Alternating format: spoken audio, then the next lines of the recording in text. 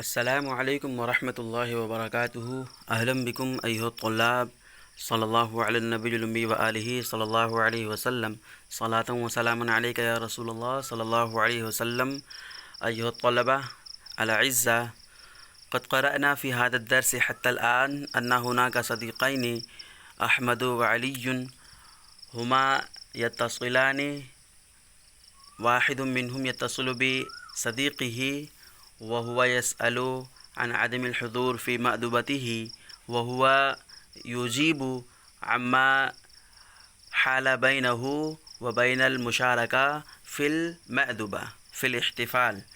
يعني حتى الآن قرأنا أن ابنه اصطدم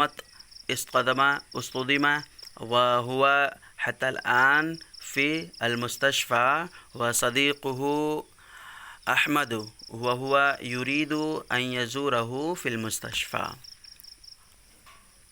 بسم اللہ الرحمن الرحیم۔ تو احمد نے اس سے اس کا روم نمبر بھی پوچھا اور روم نمبر بتایا اس نے کہ 320 روم نمبر ہے۔ غرفت جمع غرفات، غرف بھی جمع آتی ہے اس کی۔ احمد وکیف ام حامد، حامد کی امی کیسی ہیں؟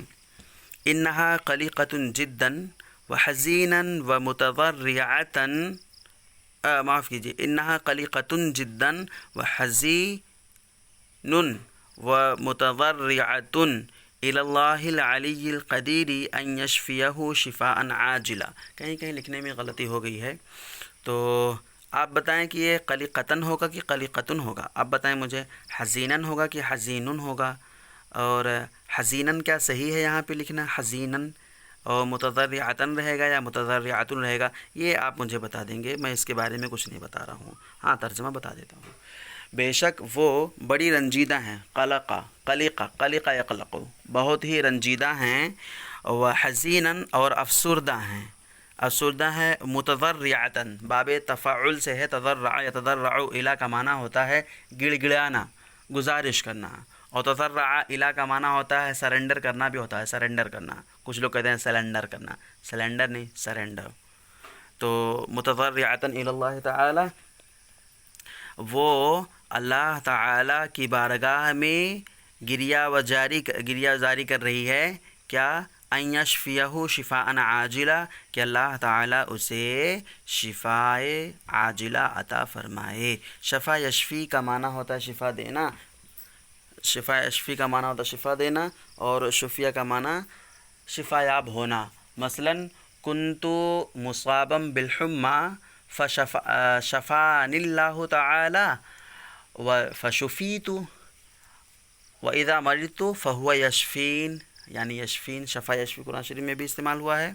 تو شفا یشفی کا معنی تو شفا دینا، یعنی اللہ تعالیٰ کے لیے ہم شفا یشفی کہیں گے، اور اگر ڈائریکٹ کرنا ہو تو شفیہ بولیں گے، شفیہ۔ کیفا ہوا شفیہ الان، یعنی اب وہ صحت مند ہو گیا۔ احمد تقبل اللہ دعواتها لصالح ابننا الغالی وندعو اللہ تعالی لکم الصبر والسداد۔ تقبل اللہ، تقبلو کا معنی ہوتا ہے قبول کرنا، باب تفاعل سے۔ دعواتها کے تاء پہ کسرہ کیوں پڑھا گیا یہ آپ بتائیں گے۔ اللہ تعالیٰ اس کی دعائیں یا ان کی دعائیں قبول کرے، لصالح ابننا الغالی، غالی کا معنی یہاں پر پیارا کر لیں، ورنہ غالی کا معنی تو مہنگا ہوتا ہے۔ غلبہ اس کا مادہ ہے، غین لام واو اس کا مادہ ہے، یعنی کہ ناقص واوی ہے، اور طرف میں واقع ہونے کی وجہ سے اس کو یا سے بدل دیے ہیں، کسرہ کے بعد میں واقع ہوا، جیسے کہ دعیہ، اس کو دعیہ جیسے کرتے ہیں، اسی طرح سے غالی کیا گیا ہے۔ ابننا الغالی، ہمارے پیارے بیٹے کے حق میں، لصالح کا معنی ہوتا ہے کہ حق میں، اللہ تعالی ہمارے پیارے بیٹے کے حق میں ان کی دعائیں قبول کرے، اور ہم تم لوگوں کے لیے صبر و شکر کی دعا کرتے ہیں، اور ہم تم لوگوں کے لیے اللہ تعالیٰ سے صبر و شکر کی دعا کرتے ہیں۔ سداد کا معنی ہوتا ہے درستگی۔ شکراً لگا یا حبیبی، اے پیارے دوست بہت بہت شکریہ۔ حیاک اللہ و قواک، یہ بھی دیکھیں آپ، شکریہ کے جواب میں یہ بھی استعمال کر سکتے ہیں ایسے سچویشن میں۔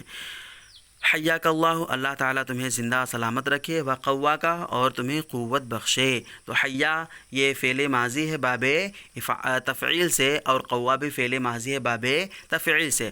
حیا کی گردان آپ نے لکھ لیا تھا، قوا کی بھی گردان سیم حیا کی طرح ہے، یعنی قوا یقوی تقویتاً فہو مقون بغیر یا کے، وقویہ یقوی تقویتاً فہو مقون، الامر منہ قوی والنہی عنہ لا تقوی، الظرف منہ مقون، مع السلامتی، سلامتی کے ساتھ، حیاک الی اللقاء، اللہ تعالیٰ تمہیں اگلی ملاقات تک باقی رکھے، زندہ رکھے۔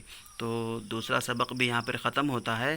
تو آپ کو میں نے کچھ کام دیا ہوا ہے، اسے آپ پورا کریں، اور کوشش کریں کہ اس کا پورا سبق لکھ لیں، اور ساتھ ہی ان جملوں کو استعمال کریں۔ جزاکم اللہ خیر، السلام علیکم ورحمۃ اللہ۔